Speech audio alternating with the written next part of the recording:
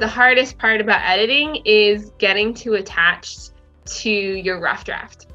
Keep in mind that rough drafts are meant to be changed. They're meant to be deleted. They're meant to be reworded. They're meant to be reorganized.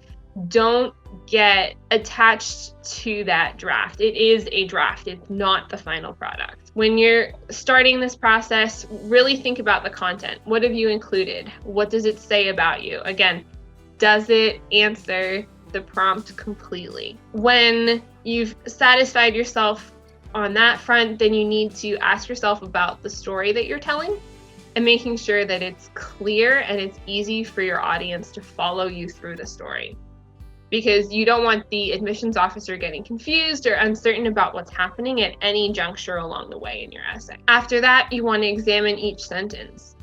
Do they relate to the rest of your story? Are they necessary for getting your point across? Or are you just adding in filler sentences to try and get that word count up? If you find a sentence that can be deleted without changing the impact of your story, then you should delete it. It's not worth wasting the admissions officer's time reading that sentence. The last point is to make sure that your story is personal and detailed. And the reason for that is because you want this story to be about you. If it's a story that your sister could write or another person at your school could write, then you need to change it somehow and make it sure that it is personal and relevant to who you are and not who anybody else is.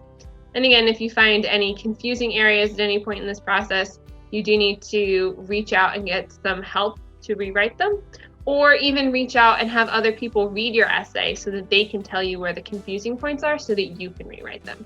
Because again, things that are really clear to you as the author won't necessarily be clear to the person reading the essay.